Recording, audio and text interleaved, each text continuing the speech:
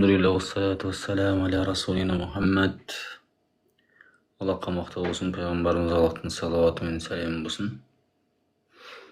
Aspanda Kuday bar, arvaqqa sıyım ba.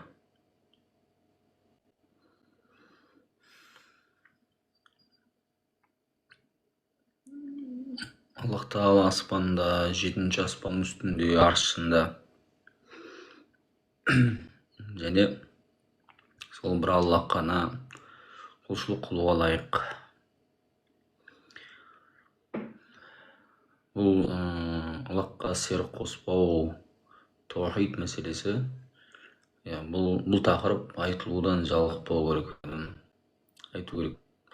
Пайғамбарымыз саллаллаху алейхи ва саллям Мекке дәуірінде ең бірінші бастап осы тақырыптан бастап айтты.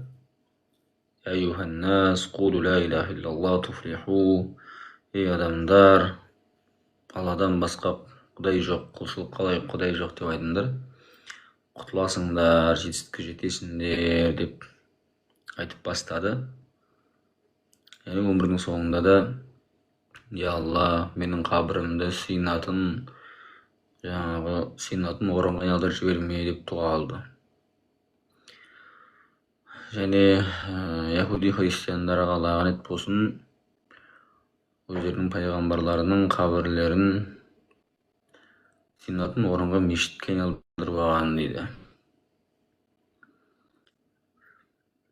Осы мұсылман адам бір Аллахқа құлшылық қылу керек деген мәселені, Аллахқа серік қоспау керек деген мәселені әрдайым айту керек қасындағыларға. Әсіресе біздің заманда аруаққа сыйынушылық өршіп тұрған кезде сол аруаққа сыйынбау, бақсы балгерге бармау, бұның бір Аллахқа серік қосу, және гороскопқа сену, Аллахқа серік қосу, ырымға сену, Аллахқа серік қосу, осы нәрселерді біліп, өзі үйреніп, басқаларға да үйрету керек. Солай бауырлар. Және біздің заманда мұсылмандардың ішінде Аллах Тағаланың мекені жоқ, Аллах аспанда емес деп айтып жүр. Осы тақырыпта да көбірек айтуымыз керек. Аллахтың сипаттарын жоққа шығаруда үлкен күнәға кіреді. Аллахтың мекенсіз, Аллах Тағала дүниенің ішінде де емес, сыртында да емес. Сөйтіп айтып жүрген адамдар бар. Оларды матуридилер деп айтамыз. Бұл да бір ағымның қатарына кіреді. Пайғамбар салам ескерткен 73 ағымның біреуі, 72 ағымның біреуі осы матуридилер. Және олардың бауырлары ашарилер. Ашарилер ақидасы енді біз жақта жоқ, ол араб жерлерінде, Мысыр, Иордания, Ливан деген сияқты жерлерде. Біз жақта соның ұқсас болған ақидасы матуридия деген ақида. Матуридия деген ағым, секта. Бұларда Аллах Тағаланың сипаттарын жоққа шығарады. Сол дәлірек айтатын болса, Аллах Тағаланың аспанда, аршының үстінде екендігін жоққа шығарады. Пайғамбарымыз саллаллаху алейхи ва саллям бұндай маңызды тақырыптарды көп ескертіп айтып жүрген, әрдайым айтқан, бізде айтып жүруіміз керек. Және сол сияқты біздің заманда құдай жоқ деп дін адамдарымен күресіп, дін адамдарын мазақтап, адамдарды діннен қайтаруға тырысып атқан сондай құдайсыздар бар. Олармен де күрес жүргізу керек осындай.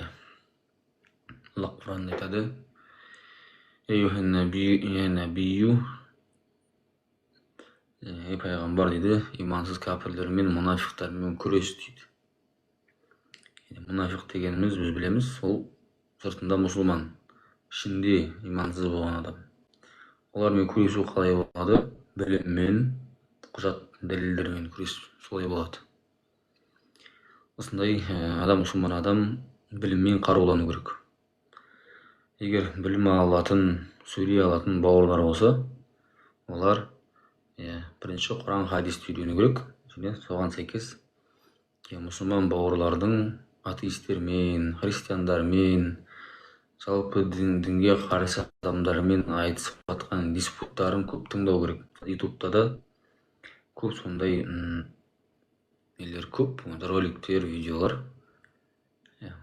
Соларды тыңдап жүру керек. Солардың мұсылмандардың оларға қарсы әкеліп отырған дәлелдердің, олардың атеистердің, имансыз дінсіздердің мұсылмандарға қарсы қоятын сұрақтарын, салатын күмәндарын жаттап, және соған дайын жауапты адам есіне сақтап отырысу керек.